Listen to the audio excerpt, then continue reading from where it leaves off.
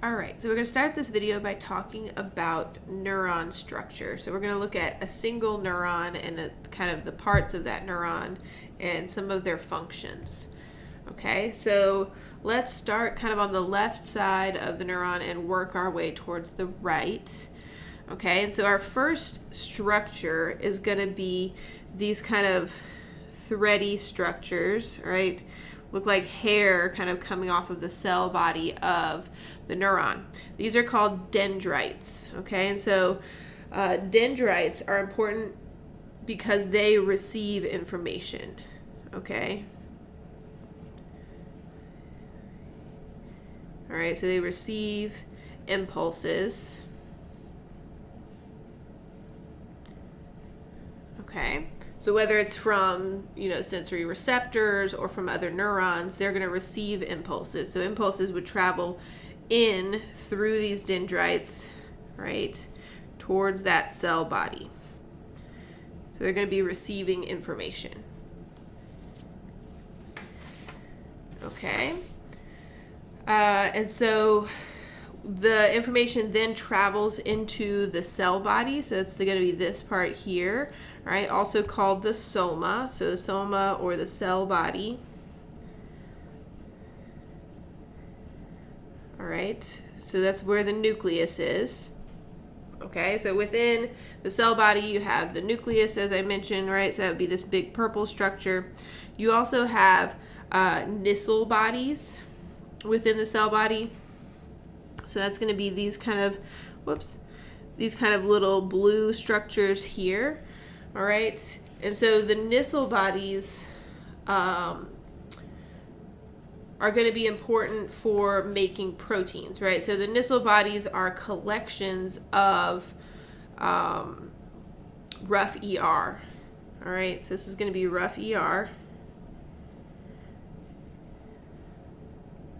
And proteins are going to be very, very important for a neuron because, they contain lots of ion channels, lots of sodium potassium pumps, lots of receptors for neurotransmitters. All of those things are made out of protein. So neurons need a lot of rough ER to make all of those proteins. And that's why it has these dense collections of rough ER called Nissl bodies.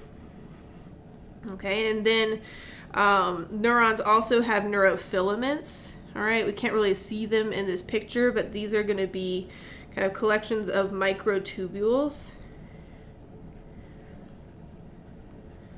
Okay, so that's part of the cytoskeleton of the cell, the microtubules, and they're really important in neurons because they act, one of their functions is that they can act kind of like railroad tracks, right, through the cell. So you make your proteins in that cell body in the soma of the neuron, and you send them all the way down these neurofilaments. They can go all the way to the end of the axon. All right, so they transport throughout the neuron.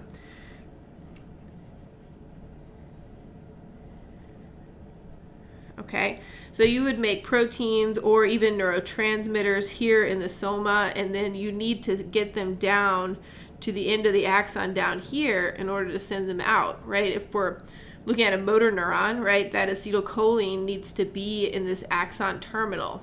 And so it would get there on these railroad tracks, right, that are the neurofilaments, right? So they would just be kind of like little threads that run all the way down the axon. Okay.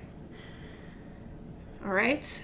So that's the soma. All right. And so then if we leave the soma, all right, information leaving the soma would next reach the axon hillock. All right. So the axon hillock is kind of a triangular region here. All right. Just at the base of the neuron. Okay. Here, I'll actually kind of just draw that. All right. So that is the axon hillock. And we're going to talk about when we go through neuron physiology, which is how an action potential is kind of received by the dendrites of the neuron and then sent out the axon of the neuron. We'll talk about how exactly that axon hillock functions, but its general function, we'll just write now, is that it determines right? If an action potential will be sent.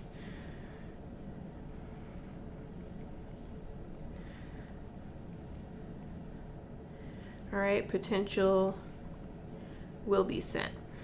And so it's kind of like the traffic cop of the neuron, right? So it decides, yes, you can go, no, you can't go for action potentials. All right, so will it be sent or won't it? That's the function of the axon hillock. And again, we'll talk about how it does that a little later. Right now, we're just mainly going over the structure of the neuron. Okay? So then we have the axon, right? So from the axon hillock, the axon extends, all right? And so I'm not going to point to it because it's this entire structure here, all right? We need to label some other smaller things within it, but that entire extension from the soma is the axon, all right? And so it's that yellow, all right, line running through here. All of that is axon, okay? And so we learned in the last video that the axon is often covered by these little blue beads, all right? That is the myelin sheath. Okay, so this is myelin sheath. All right. Here, all these little blue guys.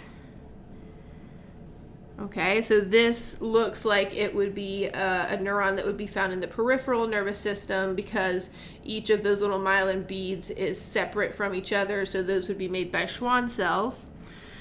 And so let's talk about myelin in a little more detail.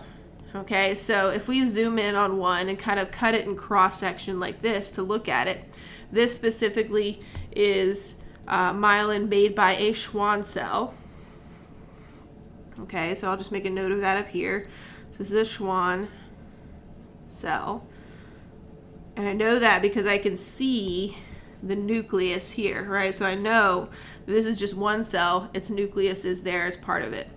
Okay, and so what this cell does, all right, the Schwann cell to make myelin sheath, is it will take its cytoplasm, right? It'll extend it out. So if we have, all right, like a little axon here, we're looking at in cross section. So we're looking at it straight on, all right?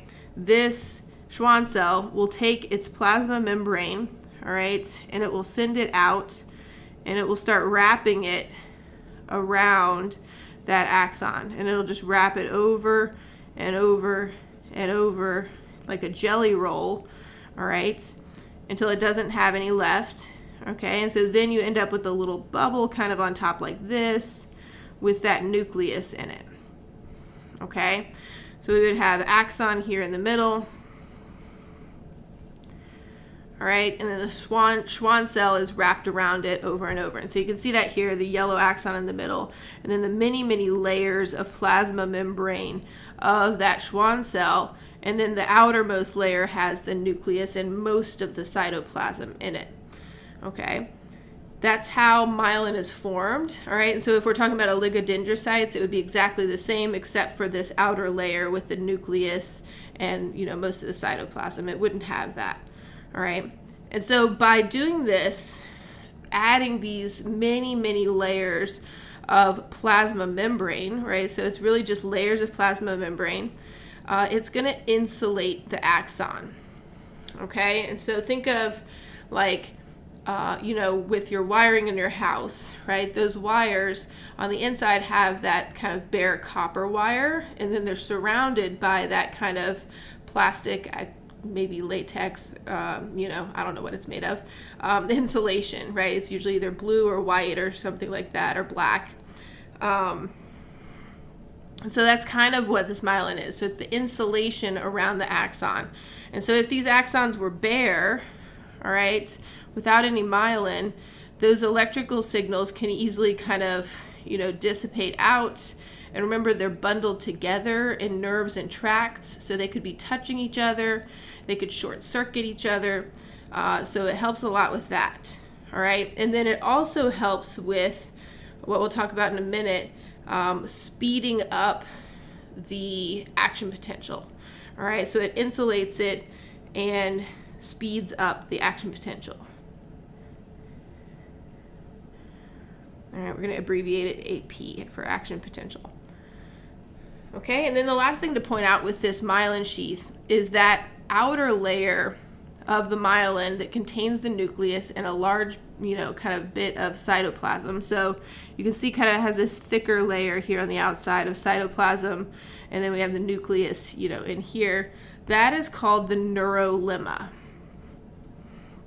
Okay, so the neurolemma is the outer layer of the myelin that has the nucleus and most of the cytoplasm. Okay. All right. And so when you have a myelinated axon, like we're looking at here, we have our little beads of myelin. In between those beads of myelin, we have these little gaps. All right. So there are little gaps in between, and those are called nodes of Ranvier. All right. Discovered by a nice French guy. All right, so nodes of Ranvier. All right, so that's there. We have like all these little gaps, right? It's the gaps between the myelin beads. Okay, and so the way that an action potential would move through, and we'll look at this with our physiology, right? Exactly what's going on. But basically it jumps, right, from one node to the next node.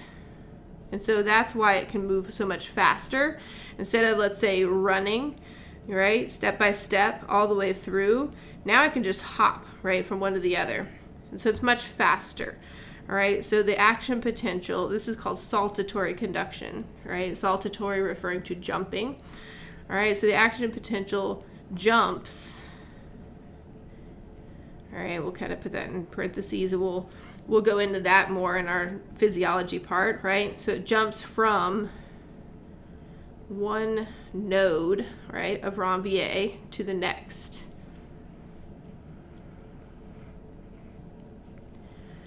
Okay, so for now, just remember saltatory means it's jumping from node to node, and then we'll talk about how that happens. All right, and so then the action potential will travel all the way down the axon until we reach the end where we have these little axon terminals, which you guys are familiar with, right, from our neuromuscular junction. So they would form that little bulb, right, that sits on top of the muscle cell. Okay, so this is where neurotransmitters are going to be released.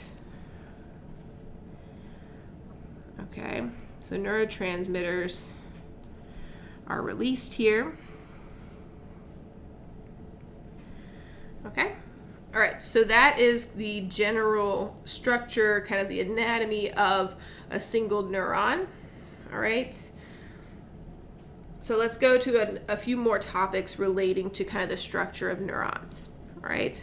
So with neurons, we can classify them and based on their kind of arrangement of axon, dendrites, and a cell body. So we can have, first of all, a multipolar neuron. That's what we've been looking at. All right, and so this is just, the names come from how many branches are coming off of the soma. All right, so if you have a bunch, we call it a multipolar neuron. All right, so this is going to be many branches.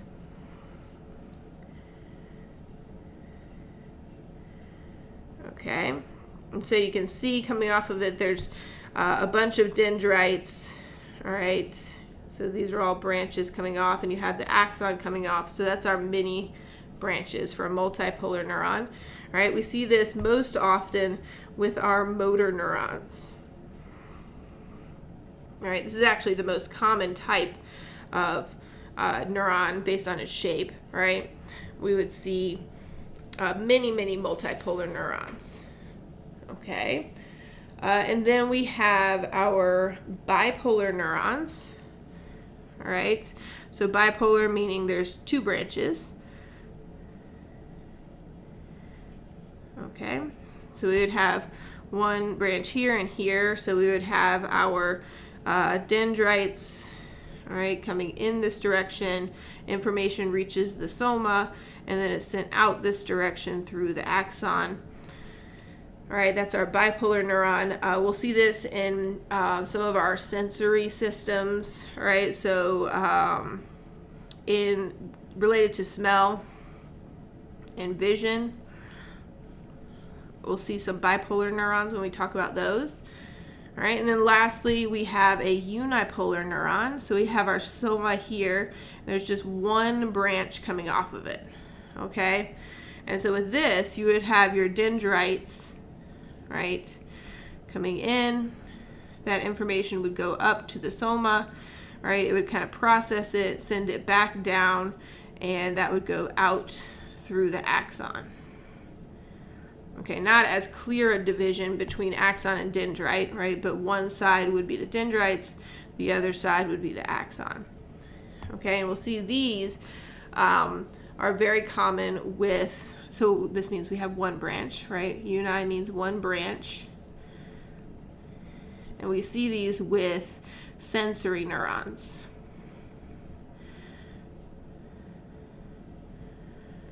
All right.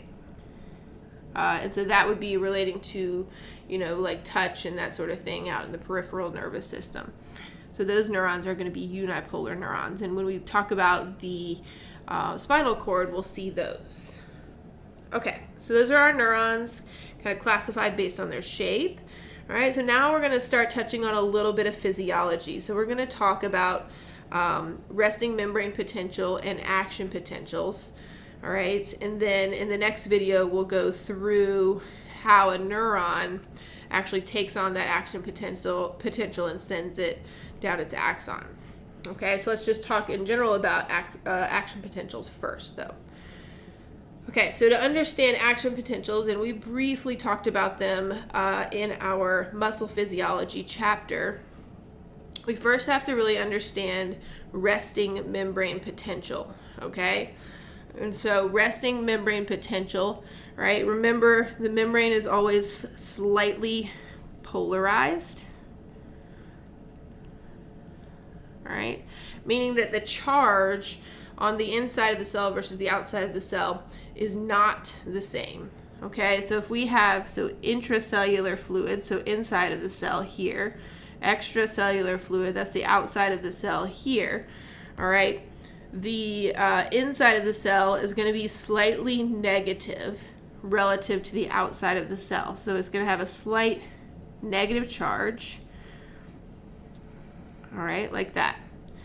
Okay, and so typically resting membrane potential, right, this negative is about minus 70 millivolts. All right, that's a typical, for a neuron, a typical resting membrane potential. Okay, so it's 70 millivolts more negative on the inside than it is on the outside. Okay, so let's talk about why it is negative on the inside versus the outside. Okay, and so this first has a little something to do with our ion concentrations. All right, so this is just a reminder, kind of a recap, right? Remember, sodium is going to be in really high concentration outside of that cell, right? Outside of the plasma membrane. And potassium is going to be in really high concentration on the inside of that cell. And that is from that sodium-potassium pump, okay? So we're going to have, we'll put our sodium, all right, so we'll do, we can just put a bunch of little sodiums out here, all right. We'll put a bunch of potassiums out here, or in here since we're inside the cell. Okay, so that's one thing, all right. So that would make sense why, if you have these positive charges on the outside, this outside would be positive. However, you're probably looking at this and saying, well, there's, you know, positive charges from potassium on the inside too. So wouldn't that make the inside also positive? Which you're correct, but there's other things that are making the inside negative, okay? So this difference in charge across the membrane, the inside being negative compared to the outside, all right, let's talk about why that's true, okay? So one thing contributing to it is the fact that there are negative proteins that kind of just hang out. We'll just draw them as like little blobs, right? Just on the inside, right, of the membrane like this. All right, so these proteins have little negative charges. All right, they're little negative proteins, okay? and they hang out just inside of the membrane. Okay, so that's going to help to make that membrane more negative on the inside. So that's one thing. Okay, and then there are also these little leak channels, is what they're called. All right, so I'm going to draw one in here. Okay, hold on. There we go. All right, so these are little leak channels, and so they allow for the slow movement of potassium, all right, out of the cell. Okay, so these leak channels are mostly for potassium.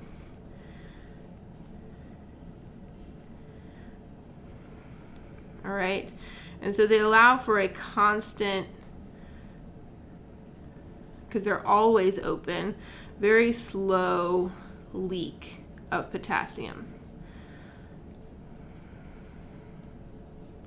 Okay, and remember, you have that sodium-potassium pump working constantly to always put potassium back.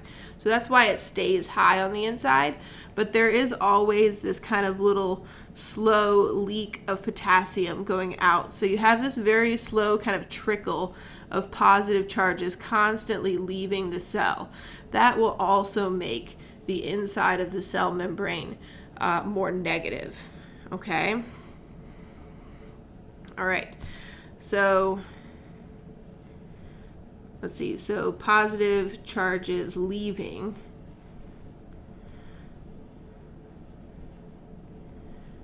All right, that's going to make the inside, whoops, running out of room. All right, negative. Okay, so those positive charges of the potassium leaving are going to make the inside negative. That, paired with our negative proteins, right, are why the inside is negative relative to the outside. Okay, and so what we say is that these neurons have an electrochemical gradient, all right?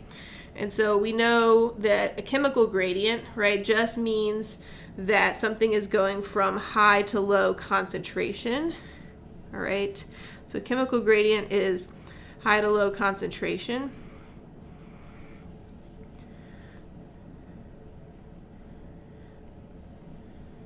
Okay, so let's kind of think about this in terms of sodium, right? So with sodium, it has an electrochemical gradient with this neuron, right? So we have a high concentration of sodium on the outside, right? Meaning it wants to go from this high concentration into the cell where there's less of it, okay? That's the chemical part of the gradient.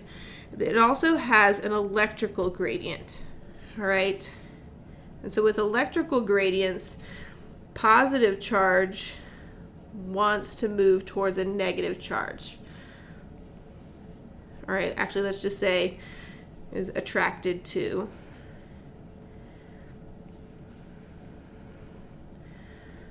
Negative. All right, so that's the electrical part. So, okay, not only does our sodium here want to go from high to low concentration, but it also has a positive charge, and that positive charge wants to move towards that negative charge. So it has an electrochemical gradient, right? So that's a really strong force telling sodium it wants to get into the cell. Okay? Okay, so it's very important to understand for action potentials, all right? So one, why is the resting membrane potential negative, all right? Meaning the inside is more negative than the outside. So one reason is that there's negatively charged proteins near the inside of the membrane. The second reason is that there are those potassium leak channels that slowly let positive charges out of the cell, okay? And that's because potassium wants to move from high concentration towards low concentration, okay? So that's going to make the inside negative, all right? And those create the charge, right, that are part of that electrochemical gradient. All right, now let's talk about action potentials. Okay, so we went through this briefly with our muscle physiology. All right, so we're going to give it much more detail now. Okay, so the basics of the action potential that we talked about before is that what you have is you have this increase in voltage of the membrane. All right, so if here, right, we're at resting membrane potential here, so this would be minus 70, all right, millivolts. Okay, this membrane, right, would become less and less negative, right? So the charge would increase. That is depolarization, okay? And so it can get up to some positive voltages. Let's just say maybe like plus 20, all right? It depends on the neuron. So maybe we'll just go up here, all right? This would be plus 20, okay? And so this side here where it's increasing, right, is depolarization. All right, we're just going to look at this graph first and kind of the steps, and then we'll talk about what's happening. All right, after depolarization, that is always followed with repolarization. So we bring back that membrane potential back down towards resting. Okay, so you depolarize the cell, that's, you know, the action potential, right, to a positive charge, and then you repolarize it back down to normal. And typically with most neurons, there is a point where you dip below the resting membrane potential. That is called hyperpolarization.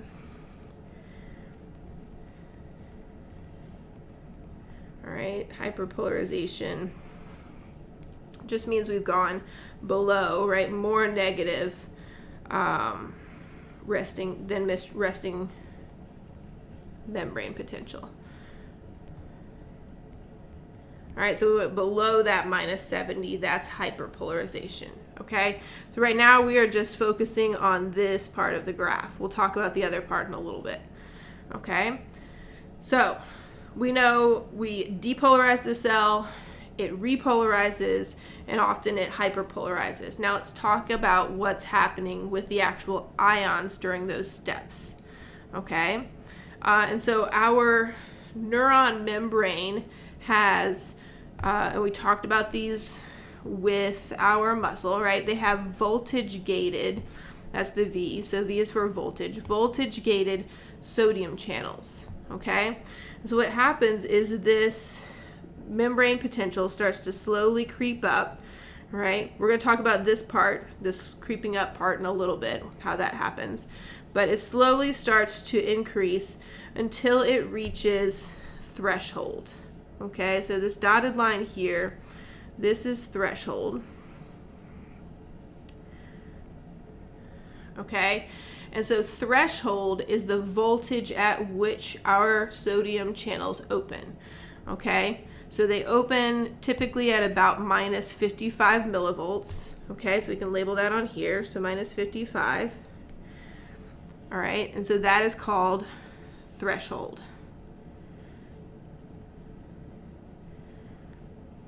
Okay, so the point at which those sodium channels open is threshold. So we have a bunch of sodium, all right, on the outside of our cell. This cell is slowly creeping up, it reaches threshold, and what's going to happen is this little kind of door, right, this little hatch on our voltage gated sodium channel is going to open, all right, at threshold.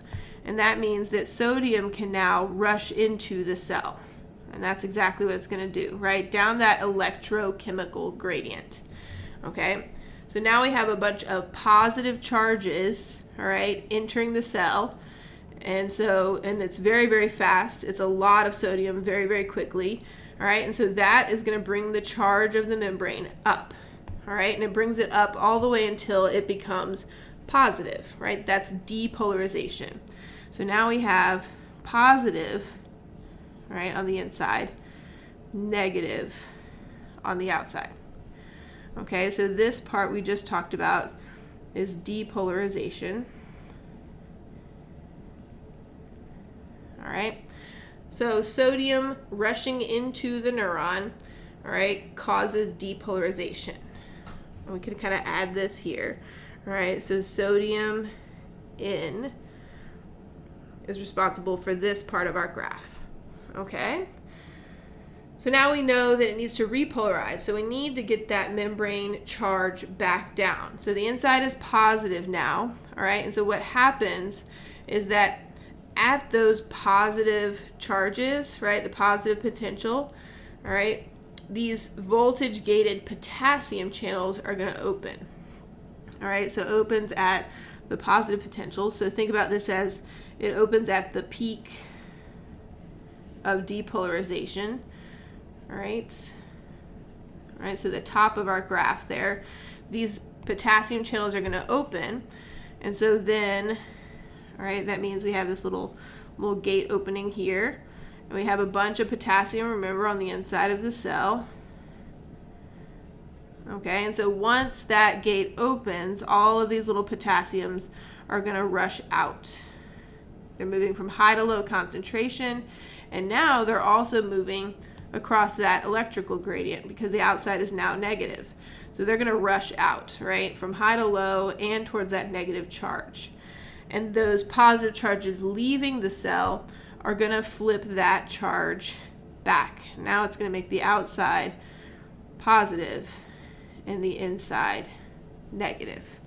Okay, and so this step with potassium leaving is repolarization. Okay. All right, so this part of the graph here is from potassium going out of the neuron. Okay. And so we see hyperpolarization simply because these potassium channels stay open for a little while, and so more potassium moves out than is needed to get to resting membrane potential, so it kind of overshoots, right? The potassium leaving is a little overenthusiastic, so we get this little kind of dip here, all right, from that, all right?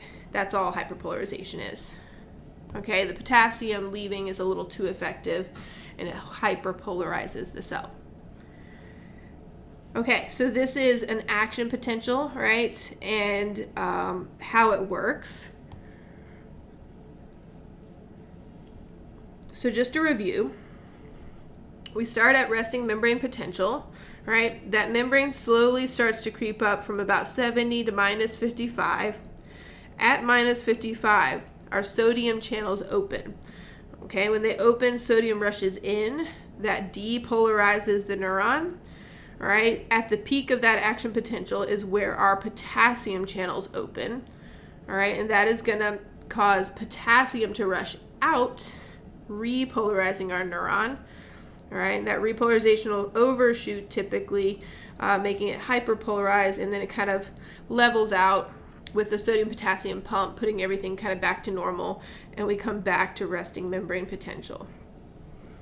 Okay, so that's an action potential. All right, so now let's talk about these other two little kind of blips, right, on this graph. Okay, and so they're extremely important, even though they're, just tiny little blips on the graph. Right, they're important to understand. And so these are called graded potentials. And so graded potentials are just small changes in membrane potential. All right. So small changes in the charge of the membrane, right? That's what we mean by membrane potential. All right, so small changes in the charge of the membrane. Okay, and so something to remember with these graded potentials is that they can be added together, okay?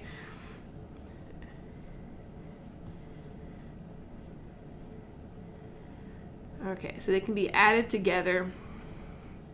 They can also go in either direction, which we see here, right? They can make it more positive or they can make it more negative, okay? So we have two types, right? The positive or the negative type. So the positive type, they're called excitatory postsynaptic potential. So excitatory just means that it is, all right, so this word just means it's coming closer to threshold. Okay, and the postsynaptic part we're going to talk about a little later. That word will make a little more sense, all right? But it's excitatory, meaning it's bringing it closer to threshold, all right? So it's a small positive change in the membrane potential, okay? It brings it closer to threshold, but it doesn't reach threshold, and so we can see that here, all right? So that is a little EPSP, excitatory postsynaptic potential. Okay, it brings it more positive, closer to threshold, but it doesn't bring it, one EPSP will not reach threshold. Okay, you can also have inhibitory postsynaptic potentials. All right, so inhibitory just meaning that it's taking it further, further from threshold. All right, so this is going away from threshold.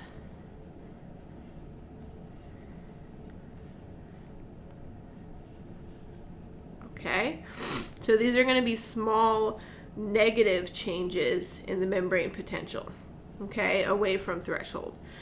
All right, so that would be here, okay, so negative change in the membrane potential. This would be an IPSP,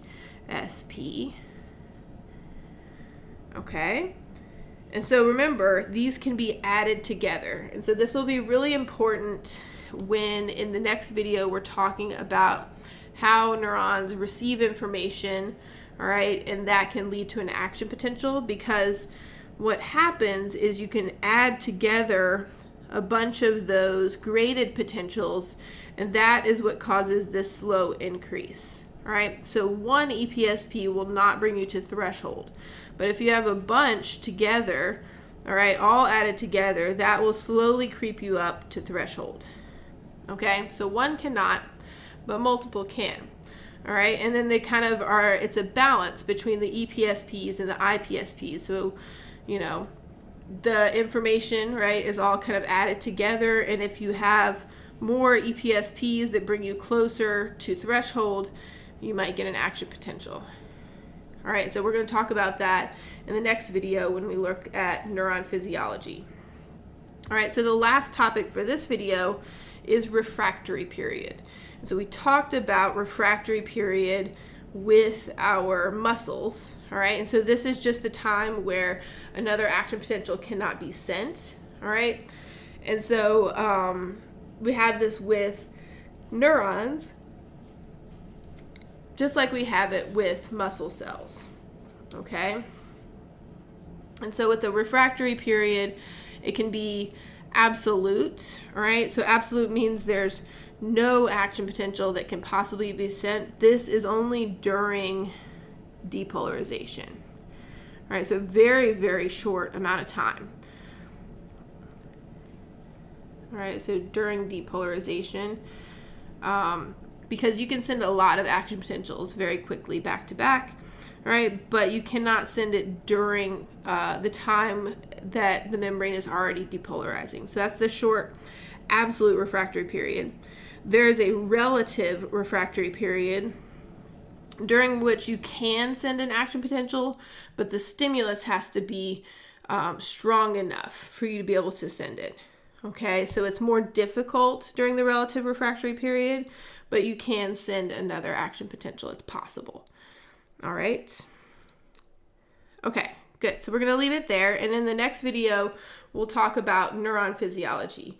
All right, so how do neurons receive information, kind of integrate it all, and then decide if they're going to send an action potential or not. All right, and then how that action potential travels and reaches those axon terminals.